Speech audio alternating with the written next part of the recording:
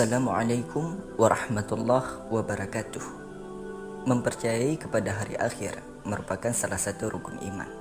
Firman Allah Subhanahu wa taala, "Bukanlah menghadapkan wajahmu ke arah timur dan barat itu suatu kebajikan. Akan tetapi sesungguhnya kebajikan itu ialah beriman kepada Allah, hari kemudian, malaikat-malaikat, kitab-kitab dan nabi-nabi."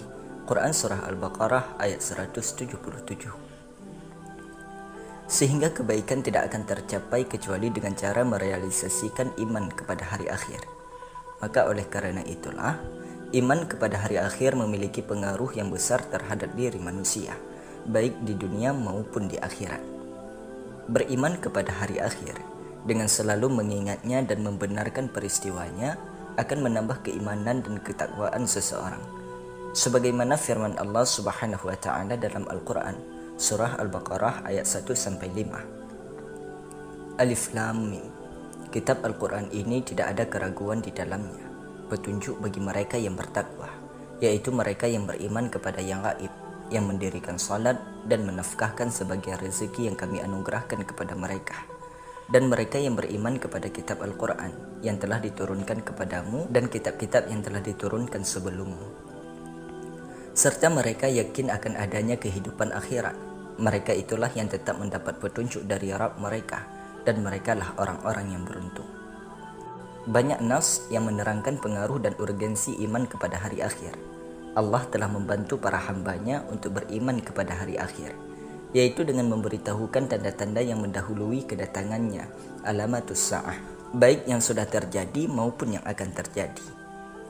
Tanda-tanda yang sudah terjadi berarti telah dirasakan oleh umat manusia, sehingga bisa menambah keimanan dan keyakinan, dan mendorong manusia untuk beramal salih dan menjauhi hal-hal yang mungkar. Permasalahan tanda-tanda kiamat ini sengaja diangkat untuk mengingatkan kita karena kebanyakan orang telah melupakannya. Dengan mengetahui adanya tanda-tanda hari kiamat yang sudah terjadi, semoga menjadi peringatan untuk selalu mengikuti petunjuk syariat Allah Subhanahu wa taala. Dan dalam video kali ini, Cerita Islami Channel One akan memaparkan sebagian tanda-tanda kiamat yang sudah terjadi sesuai yang terdapat di dalam Al-Quran dan Al-Hadis. Maka oleh karena itu, simak video ini sampai habis agar tidak terjadi kesalahpahaman.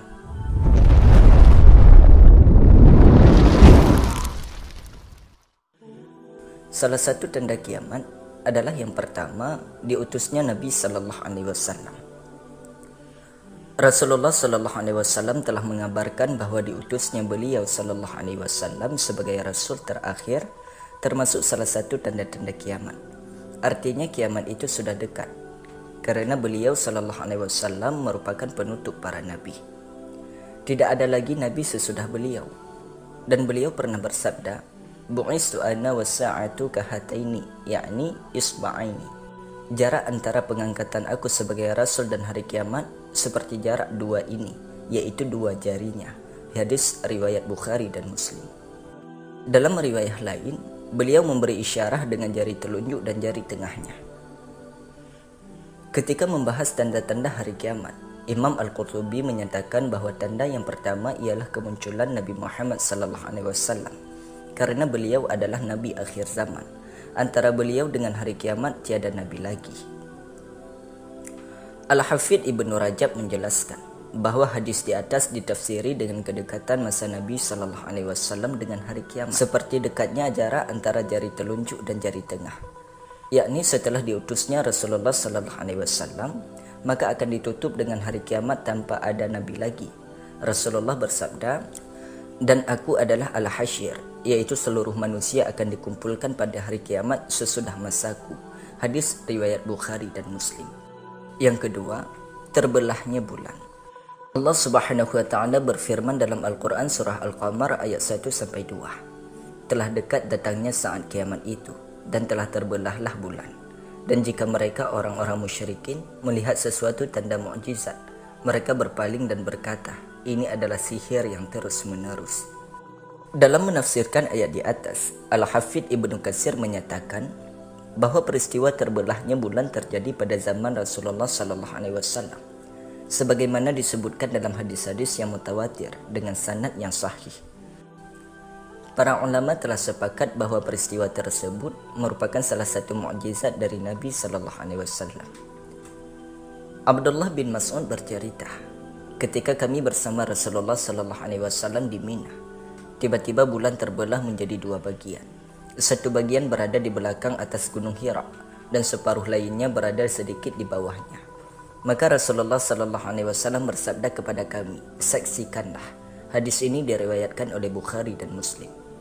Tanda ketiga, yaitu keluarnya api dari wilayah Hijaz yang menyinari punuk-punuk unta di Busrah atau wilayah Syam. Abu Hurairah radhiyallahu anhu pernah meriwayatkan bahwa Rasulullah sallallahu alaihi wasallam pernah bersabda, "Tidak akan terjadi hari kiamat sebelum keluar api dari wilayah Hijaz yang menyinari punuk-punuk unta di Busrah." Hadis riwayat Bukhari dan Muslim. Imam An-Nawawi berkata, pada zaman kita, api ini pernah muncul di Madinah tahun 654 Hijriah. Apinya sangat besar sekali, muncul dari sisi timur kota Madinah, di belakang Hira. Peristiwa ini juga diketahui oleh penduduk Syam dan semua negeri, dan penduduk Madinah yang menyaksikannya telah menceritakannya kepadaku. Kemudian tanda yang keempat, yaitu banyaknya kekacauan. Banyak nas atau dalil yang sahih yang menunjukkan salah satu di antara tanda hari kiamat yaitu banyak terjadinya kekacauan, peperangan dan pembunuhan. Juga munculnya banyak fitnah di tengah-tengah kaum muslimin yang berbentuk perpecahan, yang berakhir saling mengkafirkan dan memfasikkan, bahkan diakhiri dengan pembunuhan. Merajalelanya kemaksiatan di kota-kota dan desa-desa. Hal ini sesuai dengan sabda Rasulullah sallallahu alaihi wasallam. Sesungguhnya di antara tanda-tanda hari kiamat adalah ilmu diangkat, kebodohan muncul, perzinaan merajalela, minum-minuman keras merebak luas, kaum pria sedikit dan kaum wanita makin banyak, hingga 50 orang wanita hanya memiliki satu orang laki-laki yang menanggung urusan mereka. Hadis riwayat Bukhari dan Muslim. Yang dimaksud dengan ilmu dalam hadis ini ialah ilmu syariat, yaitu ilmu yang menunjukkan manusia ke jalan yang lurus, menuju kebahagiaan dunia dan akhirat. Ilmu yang mengenalkan Allah beserta nama-nama dan sifat-sifatnya. Ilmu yang menunjukkan cara beribadah yang benar kepada Allah. Gambaran bermuamalah yang baik dengan sesama kaum muslimin dan hal yang lain-lainnya. Dalam hadis lain yang diriwayatkan oleh Imam Bukhari menerangkan proses terangkatnya ilmu, yaitu sesungguhnya Allah tidak mencabut ilmu secara langsung dengan mengambilnya dari para hamba, tetapi dengan mewafatkan para ulama, sampai bila tidak menyisakan satu orang pun. Maka manusia mengangkat pemimpin yang bodoh. Mereka ditanya, maka mereka tokoh-tokoh itu memberi fatwa tanpa dasar ilmu, sehingga dia sesat dan menyesatkan. Ulama memberikan beragam penafsiran tentang makna ilmu diangkat. Di antaranya, yaitu hilang dari hati kaum muslimin, atau matinya para ulama, atau orang-orang yang menghafal Al-Quran tetapi tidak mengamalkannya, atau ilmunya tidak bermanfaat. Kesimpulan dari semua itu, maka yang tersisa kebanyakan adalah orang yang jahil atau tidak berilmu.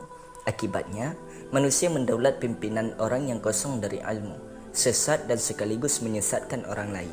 Karena apabila orang itu ditanya, dia menjawabnya tanpa didasari dengan ilmu. Kemudian tentang menjamurnya perzinaan dan minuman keras, diakui atau tidak, kedua kemaksiatan ini sudah menyebar di seluruh pelosok dunia, kecuali daerah-daerah atau orang-orang yang mendapat rahmat dari Allah. Bahkan keduanya telah menjadi komoditas perdagangan. Namun alhamdulillah, sebagaimana disebutkan dalam hadis yang diriwayatkan oleh Muslim, bahwa akan senantiasa ada sekelompok orang dari umat Islam yang berpegang teguh kepada kebenaran sampai datangnya hari kiamat. Senantiasa ada satu kelompok dari umatku yang selalu berpegang teguh di atas kebenaran, orang yang enggan menolong mereka, tidak akan merugikan mereka sampai datang keputusan Allah. Demikian hadis Nabi yang diriwayatkan oleh Muslim.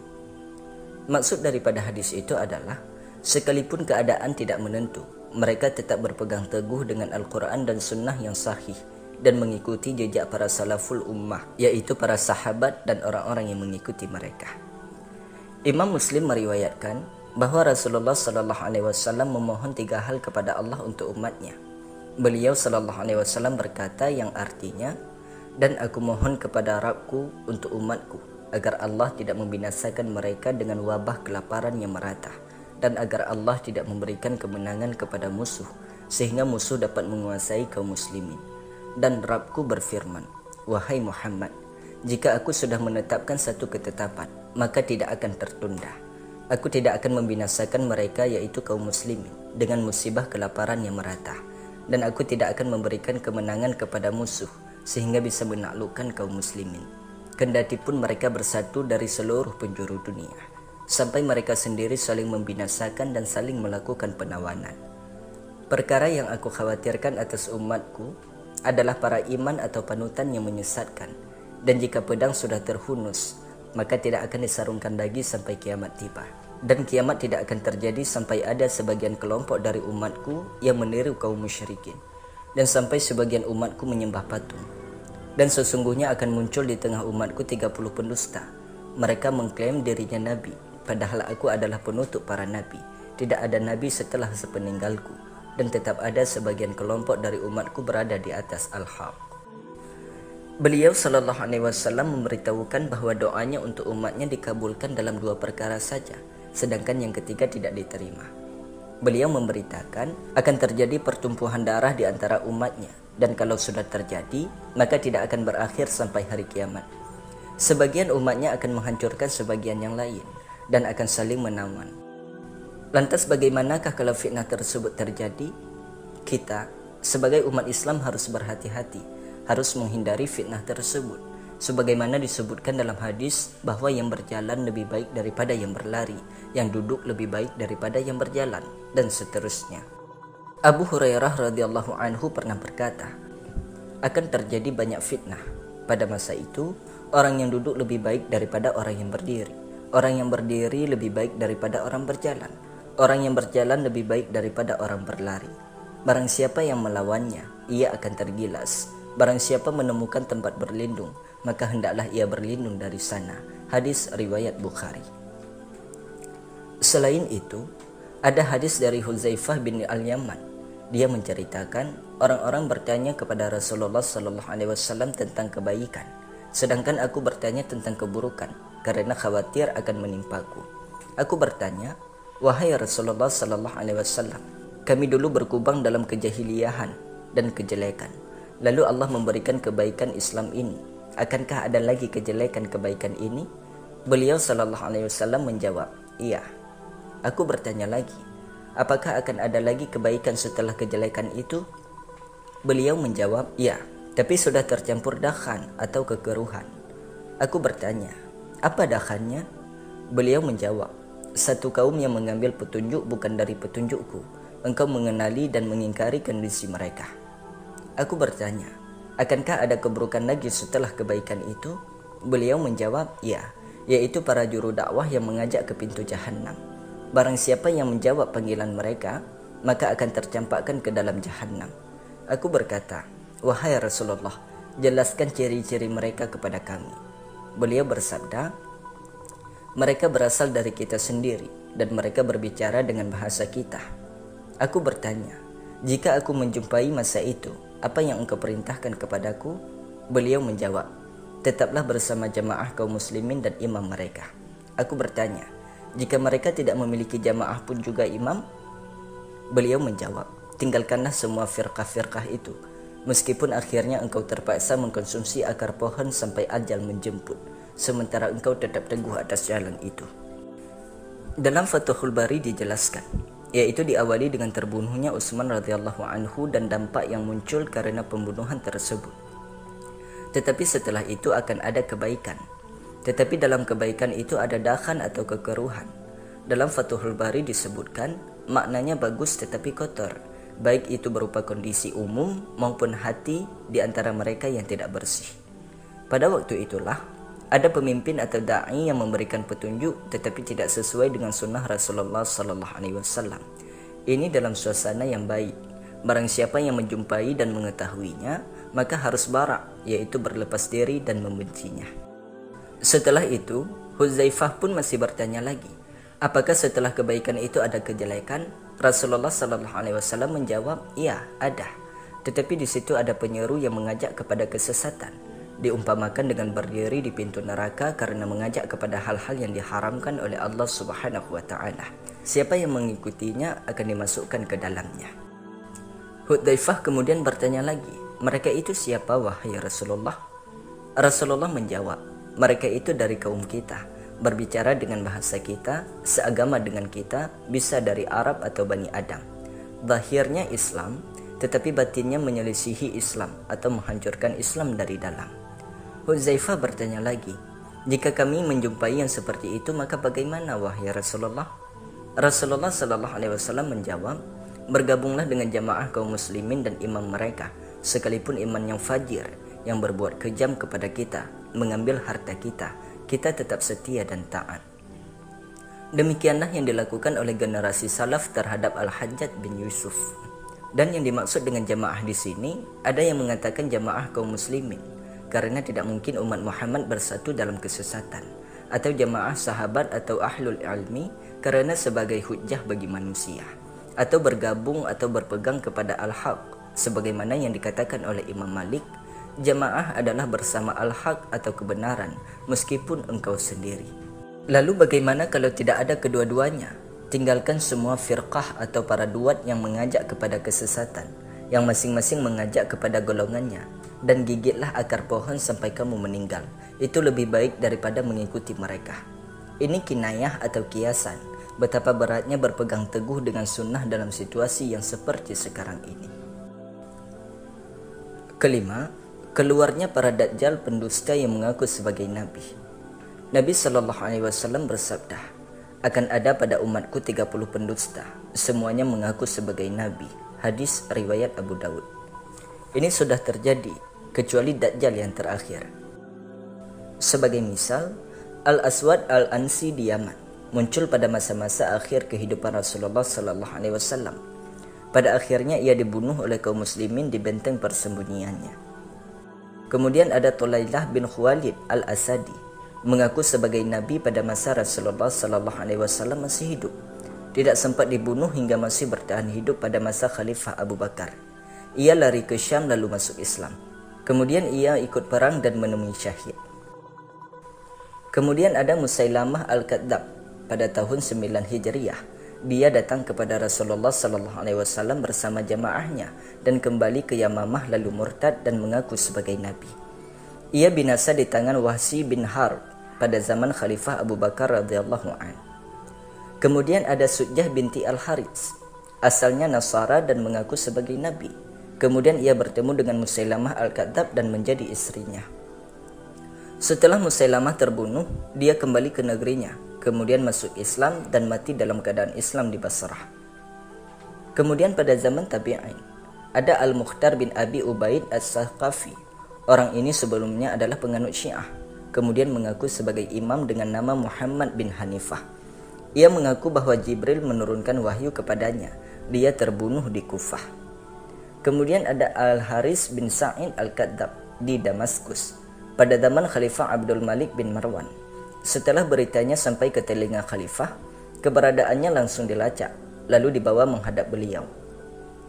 Kemudian Khalifah mendatangkan para ulama untuk menasihatinya, tetapi ia menolak, maka Khalifah pun menyalibnya. Pada zaman mutakhir ini, muncul di India seorang laki-laki yang bernama Mirza Ghulam Ahmad Al-Qadiani. Ia mengaku mendapatkan wahyu dari langit dan mengaku sebagai nabi, atau oleh para pengikutnya dikatakan sebagai mujaddid atau pembaharu. Pengikutnya masyhur dengan nama Ahmadiyah. Para dajjal yang disebutkan di atas hanyalah sebagian saja. Satu persatu akan muncul, baik berbentuk perdukunan atau pengobatan alternatif, atau apa saja yang intinya mengaku mendapat wahyu dari Allah. Dan yang terakhir nantinya ialah Al-Masih Ad-Dajjal Al-A'war. Kemudian yang keenam, banyak terjadi gempa bumi. Rasulullah SAW bersabda, tidaklah hari kiamat itu akan tiba sampai ilmu tercabut dan banyak terjadi gempa bumi. Sahabat Islamiyah rahimakumullah, demikianlah penjelasan singkat mengenai tanda datangnya hari kiamat yang harus kita imani.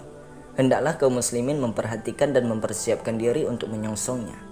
Dunia adalah ladang beramal, sementara akhirat tempat penilaian amalan. Orang yang merugi adalah manusia yang tidak waspada dalam kehidupan duniawinya. Semoga apa yang telah kami sampaikan bisa menjadi manfaat. Di mana ada kesalahan kami mengucapkan mohon maaf. Sampai jumpa lagi di video yang berikutnya. Wassalamualaikum warahmatullahi wabarakatuh.